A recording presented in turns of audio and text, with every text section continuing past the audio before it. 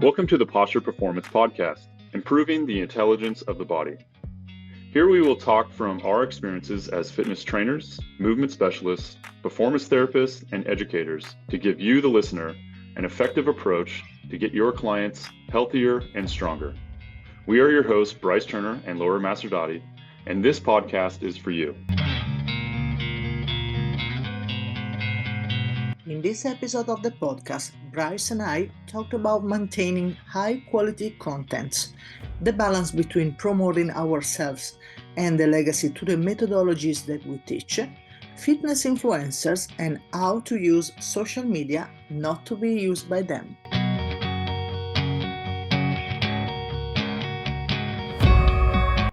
Hi everyone. Hi Bryce. Ciao. We are here today to record a great episode of this podcast titled The Fitness on the Social Media. We have to talk about a lot of things. I get exhausted just thinking about it. Do you want to start? You will be the presenter today. Oh, how exciting. I could give you my own little background on fitness and social media.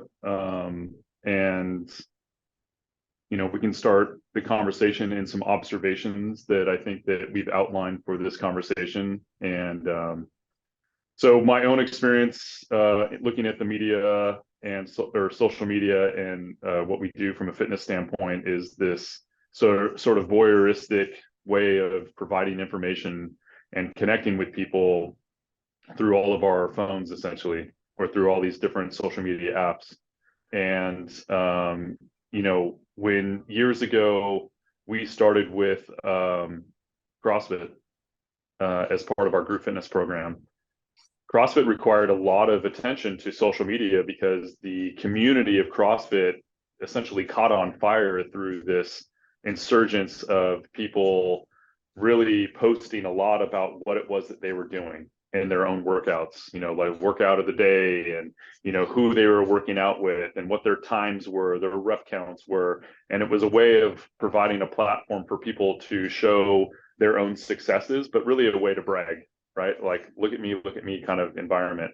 And I can remember, in my own business model, when I look at group fitness doesn't really make a lot of money. It's not a good business model for if you're really trying to make a lot of money in fitness per se. And so keeping up with the Joneses in regards to posting and being relevant and showing your face in the industry takes a lot of work, takes a lot of focus, and it's definitely a learning curve. And I think even now, 13 years later, since we started teaching CrossFit classes, actually 14 years later, since we started teaching CrossFit classes in our facility, I can remember how much of a headache it was then in regards to having staff running part of the social media, trying to post things that are relevant, trying to keep things coordinated within the brand, trying to have a message, trying to have interesting things to say so that it wasn't just sort of this ongoing repetitive thing. We would incentivize our clients for doing posts. You get a free t-shirt if you post about this or whatever it was, and it took so much, I feel like, effort to manage something like that for something that necessarily in the end didn't make a lot of money. And that was more of the brick and mortar group fitness class. And, if we fast forward to today, we've seen everything through the ages. And I think the real launch pad was obviously our COVID time, where people were effectively stuck at home and trying to figure out, from the fitness side, how do I make an income or how do I stay relevant in the industry if people can't come and see me? And, what do I do? And so, the people who had a big jump on being in a virtual landscape or being online and teaching and making their business through that virtual platform really got a head start on everybody, because all of a sudden they became much more relevant, and their numbers and the amount of looks that they got and their analytics really jumped up. And then everybody was in their coattails trying to catch up.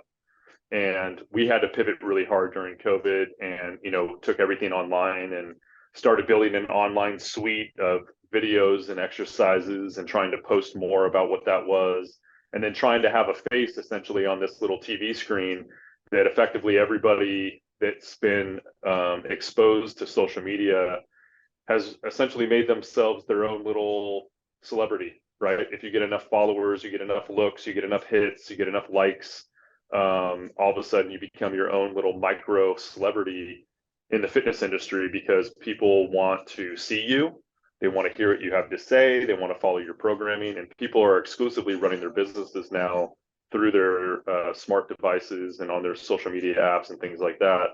And for somebody like me that really works in a hands-on environment, trying to work in this platform is very difficult, right? Like, I can see the screen and I can correct people and I can do this, but a lot of times I feel like I spend my time when I'm in a virtual platform saying, oh, can you move the camera so I can see this? And, oh, do you feel that? Or do you have something around you that you can utilize while you're doing this? And, you know, even to the point where I've had to teach people how to do their own sort of like manual therapy on themselves, because they've got, you know, pain and dysfunction and whatnot. And I can't be hands-on with them, or I don't have a way to refer them to somebody else that can do the proper work. So it's been a challenge from the functionality of what it is that I think that we teach and we do, to know exactly what's happening during, say, like a workout session or, you know, a corrective session. But then on the other landscape, it's okay, you know, like everything that we've been talking about over the last number of weeks is, how do you utilize links and postings and when to post and hashtags and different platforms to be able to leverage different posts and recycle information, and, you know, how the hits go from here to here and things like that. Like, that's a whole different strategy that is definitely challenging for me. And even though I like it, I like the mentality of it all, I like marketing, I came from a marketing background out of college, and, you know, I love the creative side, I love designing, I love editing, I love doing all those things. But it's definitely not my wheelhouse, because it's not how I spend my time. So then you have the other level, which is you and I trying to manage accounts like this and, you know, get hits and get people to listen and watch. And you get a lot of companies that have also grown themselves in this sort of cottage industry of social media to be the back end support, right? To white label and post and design and edit and code things the right way, or market links and connect all the different apps and things like that, so that you look, we'll say, effectively bigger than you really are, right? Or you look more successful than you really are. You create a post that's, you know, got a series and a schedule and branding and something that catches somebody's eye, because effectively when somebody looks at a post, I mean, you have it's like not even a second, it's like 0.05 of a second to catch somebody's eye while they're swiping or turning or scrolling or whatever it is through their phones or through their computers. And if you don't have something that catches their eye from a graphical standpoint, from an interesting message of what it is that's going to be talked about, or effectively the big thing that we've discovered, I think, through our research is, if it's not sexy, people aren't going to stop and look at it, you know? And that's something that I've always said over the year, especially for my landscape, is Eldoa is not sexy. So how do you make it sexy, right? Like, how do you get people to want to learn, stop, and look at something like Eldoa, to not only drive the information into the market because it's such an effective tool for a lot of people, but if everybody's just, you know, like, how do you get them to stop on your post and gain information? And I think that, you know, those are some of the sort of basic challenges. And I know my story from, you know, 2009 and even slightly before, when Facebook was so big, and then it was Instagram, and then, you know, I never really left the Instagram, except for we did a little bit through TikTok and things like that, but I didn't even do a lot through like YouTube, except for a little bit of stuff. And you know, it's still an evolving market, it's still an evolution of technology. Who knows to say what's really going to be the next way for us to be in front of a lot of people that essentially are looking at their screens. Like, is it more of the VR kind of world where people are going to be, they're going to have their goggles on, or they're going to have some sort of glasses or sunglasses on where they can see things immediately through, their different landscape in life. I don't know. So I'm super involved in this, and you know why. I want to tell to myself, to you, and to is watching and listening to this podcast, a couple of notes that I have here. YouTube was born in 2005, and Instagram was born in 2010. Okay, so when I opened my own studio, 2005, and you too, right? Same yeah. here, I think so. YouTube was born with us, and I totally ignore it totally in the beginning. I mean, I opened my own YouTube channel just 1 year ago, maybe less. And when I opened my account, my Instagram account, I use it, I don't remember when. I use it for nothing, like the majority of people, like posting stupid stuff, half personal, half business stuff, without thinking to the hashtag and etc. That's it. Then, as you said, the pandemic changed everything. Okay. And I start to use it. Let's say that I don't remember how many accounts. Now Yeah. we have our account, okay, the Positive Performance Podcast, which is the last one. I have the Scuola Pilates account. I have the Eldor Revolution account. I have the Eldor Italia account. I'm talking about Instagram, okay? And I have a couple of more accounts that I use just to bother people. I'm not classic for you. classic for me. Perfect. Yeah. I'm not using it. I'm not posting stuff. It's a strategy. Listen to this. It's a strategy. Sure. I'm not using to hidden myself because I'm not that kind of person. You know me, okay? So I'm not use it to enter in other profiles, accounts, and see stuff. I open it just to not to be in control of my trademark, etc. Okay, it's different. It's something. It's strategy. Okay, I was saying that the pandemic changed everything regarding me, and for me, Instagram is totally fun. It's fun for me. You know that I never sleep, so I can work. I can do stuff whenever I want. You're And posting and messaging at all times of the day. exactly. Bother you, for example. And you know that because you saw me doing it. I do a post. It's easy for me because for me it's sort of creativity. It's a way to express myself. But it's business, and you know that I use it not for personal stuff. Yes, of course, sometimes I put my dog or something stupid that I do with my husband, but basically it's for my job that I use it, right? And I think it's a great window for us.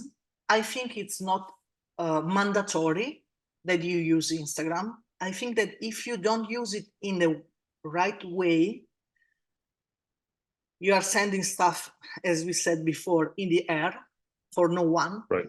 Okay. Right. And I believe in doing the stuff by yourself. I don't like the content creator and stuff like that, because I think that they have a sort of pre-cooked stuff, good for everyone. You know, when you take a look to that kind of accounts with the same palette color, a nice palette color, everything is blue, everything is pink, I don't know, but everything is pre-cooked by someone else. Okay, I don't like that kind of account, so I prefer to do by myself. And as you know, I write the contents by myself. Everyone knows that I do by myself. Why? Because they are full of mistakes in English. Sure. So it's Yeah. clear. It's clear that I do the things by myself. Okay, I do Right. my best. I do my best. I try to do my best with my English, but I want to do paste and copy and paste from someone else's stuff. Okay, so I think that a good communication, because at the end of the story we are talking about communication, right, Bryce? Yeah. Right. Right. A good communication, you have a good communication when you are yourself. Yeah. In my opinion. Okay.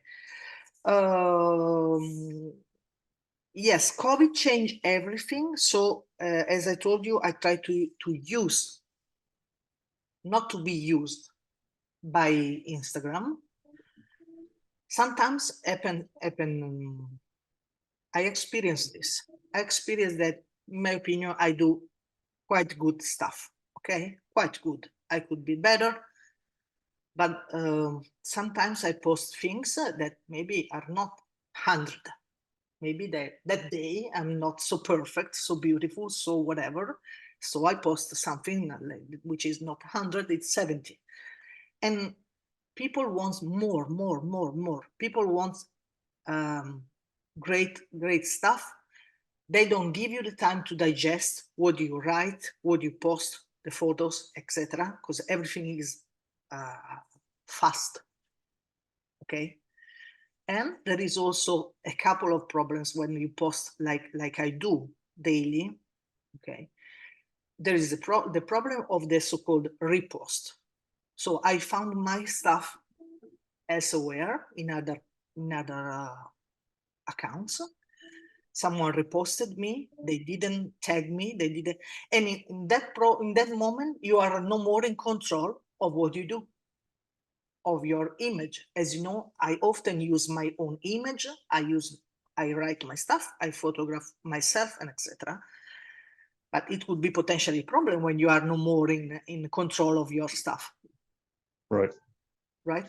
Well, it's like if you put it out there, you have to assume that somebody's going to grab it and take it in some aspect. You know, like if they re-record the screen or they repost it or they share it or whatever, and they may claim it as themselves. They may regurgitate the information in their own way, but it's really, really your information. And I mean, that just, you know, and there's something in sort of content development and our posting world, which is, you know, it's considered the biggest compliment to have somebody steal your stuff, but at the same time, you have to protect your brand and your name and things like that, so that things don't go the wrong way, right? Exactly. I found my hashtag Eldor Revolution, which is an hashtag, so it's not mine. Eldor Revolution is mine, registered trademark. Yes, but an hashtag, everyone could use an hashtag, right? Yeah, right. I found it in other places, in other environment, and then I sent a message, said, okay, thank you, you're using my hashtag, but maybe tag me. Okay. Yeah. And there are also other two problems, in my opinion. One, I post something like yesterday regarding this misinformation. So I see continuously posts of people that say, if you have sciatica, I'm inventing, if you have sciatica, do this. And then, right. you see the exercise.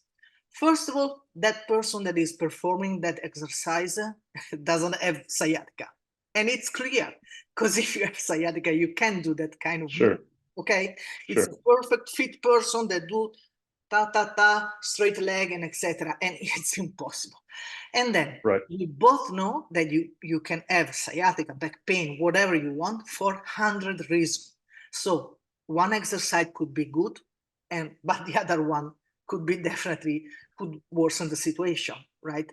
So this is a big problem of this kind of I mean, fitness in social media. It's a big problem, because if you are a common person, you have sciatica, maybe you don't have the time, the money, or whatever to see me or you, you are on but Instagram and you have but studied on it, we're and you say, we're in okay, that world now.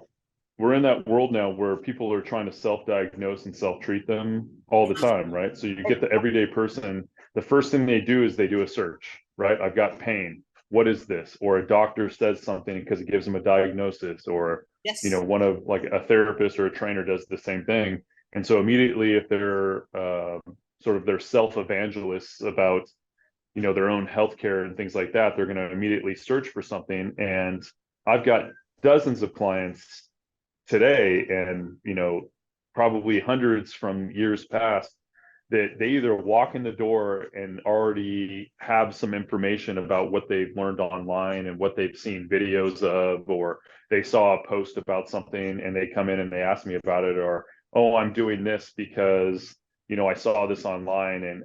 And so my first question, well, is it working for you? And sometimes it is and sometimes it isn't, right? yes, And I think that's where we go in, just sort of who's policing any of this information. And unfortunately, in the World Wide Web, nobody, right? It's just a free landscape of people to teach, express, and show what they want. And, I constantly look at, other posts of trainers and therapists saying, here are the 5 best exercises for my shoulder, or here's the best exercises to do for this. And I'll watch it, and like every once in a while I'll see something, I go, oh, that's pretty intelligent. You can tell that that person is kind of like thought through what it is they're doing. And then other times it's just the most basic thing ever, or you're just kind of like, well, that's not really going to work for that person. This person doesn't really know what they're talking about. But we get it a lot with Eldoa, right? Early on with Eldoa, because there's been such a protection on trying to be able to have information online and accessible online, because it's such a hands-on technique, is people are regurgitating Eldoa information or fascial information from our program, and it's either totally wrong or it's some knockdown version of what it's supposed to be. And but it's hard to be so specific. It's hard to try to encompass everything. And I think that's where I get handcuffed in my own posts, is sometimes as I start to explain something, whether it's from a video or from the actually typing the texting out and things like that, is I feel like once I get started in explaining things, I have to explain it to the full capacity. And that's not always relevant in the social media world, because again, it's like that 1 second of stimulation that somebody's going to get visually, sometimes with basic text, so that you get some sort of interaction from that watcher. And to do a 5-minute post or a 30-minute post, there's different platforms for different lengths of times of things, but I know my attention span is not good. I'll look at a post and they'll be like blah blah blah, and I'll go, oh, wow, this is really interesting, and I'm bored. Next, right? There's sort of that ADD approach of what people are doing.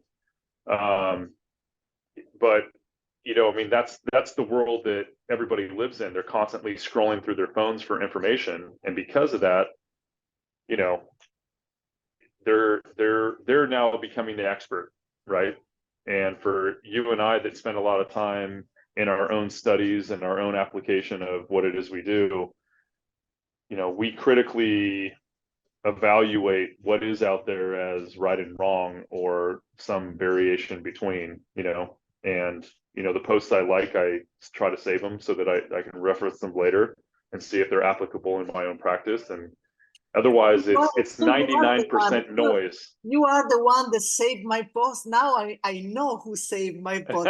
It's you. That's it. It's me. Now It's under my other handle that you don't know. now I know who.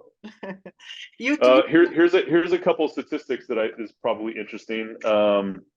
The average number of YouTube fitness influencers is about 326,000, almost 327,000. On Instagram, it's about 200, a little over 230,000. TikTok still today has the highest engagement at 9.3%.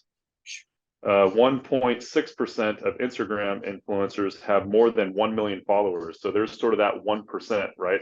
There's millions of people on Instagram, and the top 1% have more than 1 million followers. 11.6% of Instagram fitness influencers have less than 15,000 followers. So I was actually surprised about that statistic because I'm in that statistic.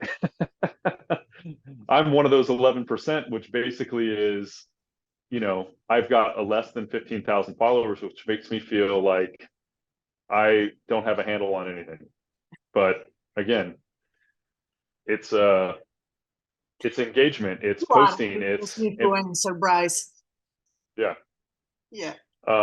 And I think just to kind of go outside the box of even fitness is, I work with a lot of collegiate athletes, and it's funny for me to talk with them because even in their social world, they almost rate each other now based on what their social media exposure is, right? Mm. So I'll have one of my, male athletes and say, oh, I got a date with this girl this weekend and she's got over 100,000 followers or something like that. Like, this is like, it's again, like the micro celebrity, and they're like almost a little intimidated because this girl's got so many followers as somebody that's on social media.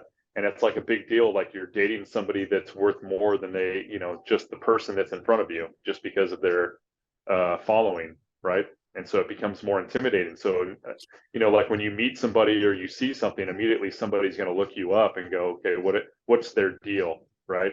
What are they doing? What are their followers? What are they into? And that kind of stuff, which is, it just redefines the landscape in every profession.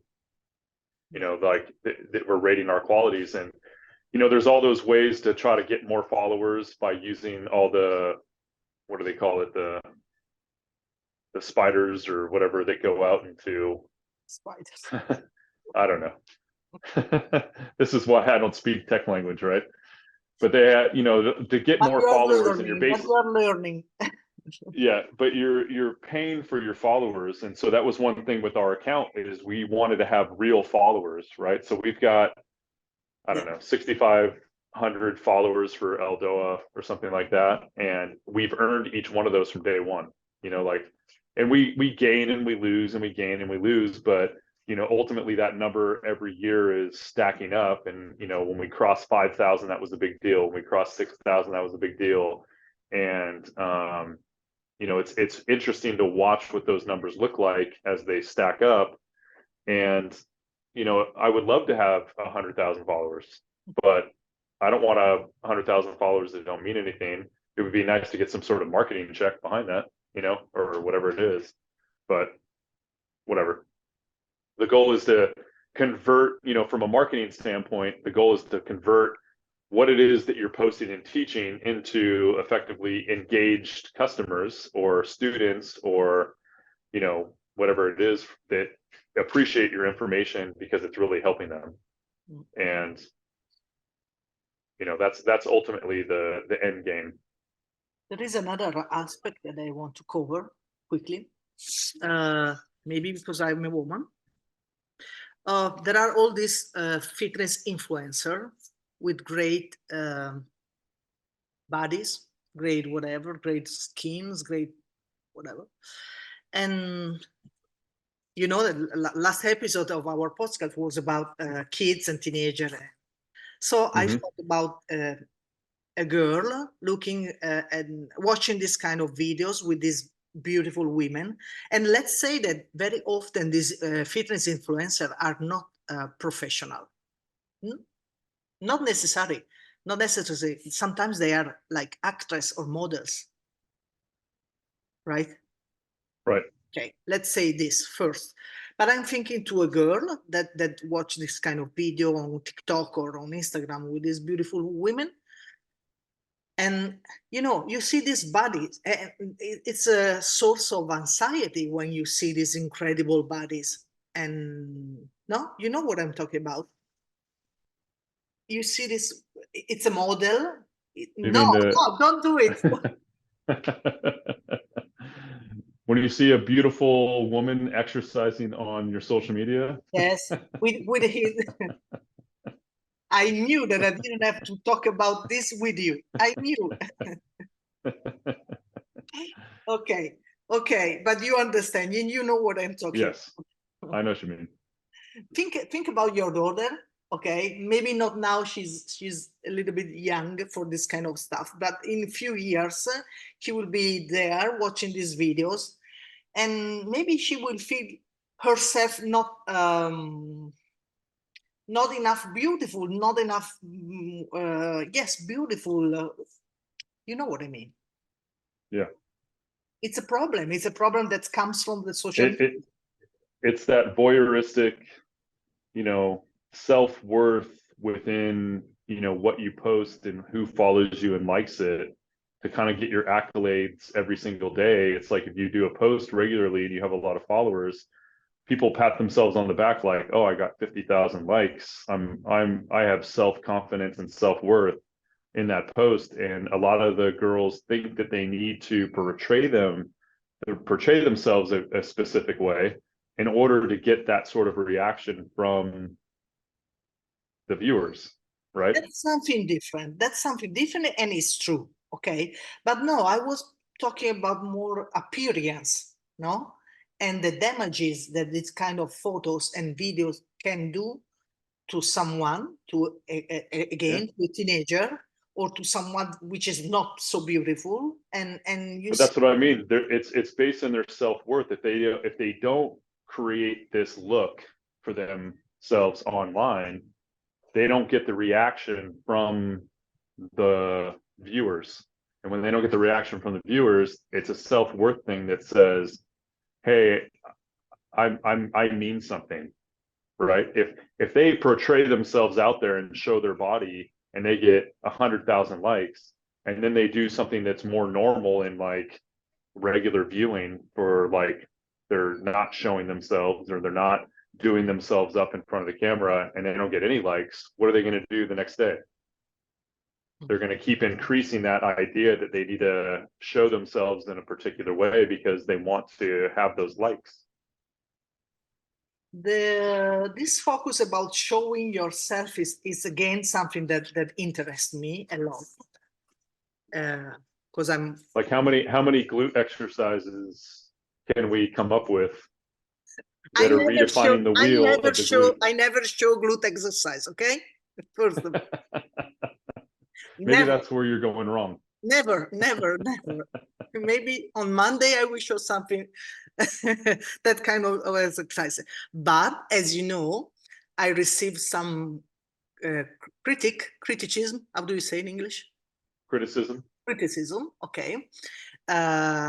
Because I use my body and because I play with it. And as you perfectly know, I'm aware of what I'm doing. Sure. Okay. It's a game. Yes, you are playing with people that is watching you.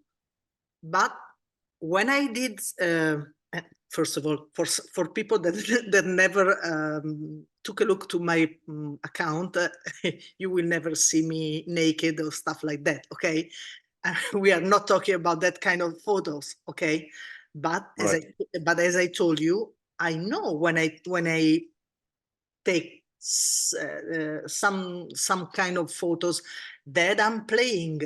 So when I do that kind of photos, I always write a content super serious, super details, super anatomy, super so you can't say watching my stuff, hey, she's showing herself. That's it. No, because then I like to kill you with a content that is super serious. So you can't attach me. Okay. This was something that I decided 2, 3, 4 years ago. And because we talk about this many times, and this bothered many people. But I'm aware. I repeat, I'm aware, and I like this kind of game. And that's why I told you before that, in my opinion, you have to use the social media and not be used by the social media. Right. Yeah. And the other topic that I want to cover briefly, because I know that we have to cut this episode, is legacy. because you talked before about Eldoa and about I mean, we should not post stuff and explain stuff in a detailed way. Okay, we can't. Right. But many colleagues of us do it every single day.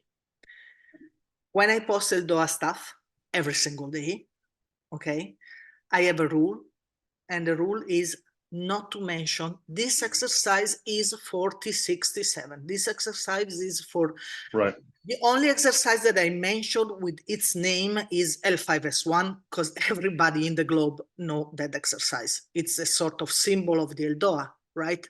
Right. Right. Okay, it's not a secret. But that was a reason. That was a rule it's a rule of mine. And maintaining the legacy is important because I come from the Pilates, as everybody knows, and Instagram destroy completely the Pilates world because they show everything, every exercises, and then they destroy the legacy of a serious method. And it happened the same in the yoga environment because I talk with yoga teachers and they have the same problem. So we have to pay attention. Yeah. Yeah. And that's the difficulty, especially for somebody like me that's attached to an education program, is, watching the student population and what they do, doing your best to try to maintain the quality of the education program so it doesn't get bastardized online. Being careful about how I post things and what I create, I feel like my respect to the information that I've learned through my instructors is not to just take it all online and just try to claim it for myself. It's their information. And I'm an instructor for, obviously, Dr. Boyer and the Eldoa program and Soma training. It's not my intent or my goal to just throw everything out there, because then nobody would come to a class. But a lot of people post a lot of things like, this is the stretch, or this is the exercise, or this is, a specific Eldoa for X, Y, and Z. And we try really hard to try to make sure that they're being not so specific about a post. Exactly. But we also need the information out there because nobody knows it, right? Yes. So it's work on the balance of this kind of stuff, promote right, yourself, right, but maintaining the legacy, right? Right. So it's a tough position to be in from an instructor standpoint. And to be honest with you, it's also, the failures of your own success, which is, we also know something very specific that nobody really knows, which has given us some success in our practice, because we're getting results that nobody else is getting with the application of exercise and even some manual therapy, because it's a lost art of looking at the fascial system, or understanding, fascial biomechanics, or being able to do manual medicine from an osteopathic standpoint. And it requires effort. Mm-hmm. And I think a lot of people these days don't want to put in the effort, not only from a learning scale, but the actual work scale. Like, for a trainer to sit here in front of a camera, I don't really have to do a whole lot. Fix this. Okay, do that. No, let's move over here. Okay, we're going to do this exercise. Like, I could be anywhere in the world and I can do this. And maybe that's somebody's goal and somebody appreciates that. But like, it's, for me, I need to be with that person. It's really difficult for me not to be with that person, which gives me my own limitations in my work capacity. And no, so overall, it's not a limitation. I mean, our job is made by hands-on, as you said. It's not a limitation. But you can only access so many people, right? Yes. So, the whole game effectively in any job is, how do you maximize your exposure? Because if you maximize your exposure, everybody wants to make more money. But it's a different world out there, how people make money these days. It's not the normal engagement with customers as far as what we do. It's, how do I get my face out there? How many likes do I get? How much marketing and sponsorship or product money do I get? How much can I charge for my time, because I do have all these followers, and that's my self-worth or my professional worth. You know, if somebody's got 500,000 followers and they're a trainer, what are they charging an hour to try to see somebody? And they've done an amazing job putting themselves out there into a market and creating value for their brand. But do they really know? Right? Do they really know what's appropriate, or they just know the basics and they're getting just enough results to keep people happy to pay whatever rate they are to see them, or follow a program that's essentially been automated in some way that it's like, hey, here's my program, follow it, right? Which will work for some people and not work for others. Definitely. So that's always been the challenge. Yes. So okay, we finish our episode. Who knows what we talk about in the next episode? Well, I think what I'd like to do in this next one is we'll come up with some different metrics of social media. We'll give some advice on how somebody can better their business. Like, you've created a lot of really good systems for yourself. I have a couple of consultants that I try to work with that help us with our business and things like that. So it'd be interesting to be able to bring maybe even some of those people in and talk about, you know, hey, here are the 5 best things you need to do to grow your brand or have a better presence on social media. And because that's what everybody's trying to do. That's the new business. That becomes the reality of it all, is we're not going to get away from this, right?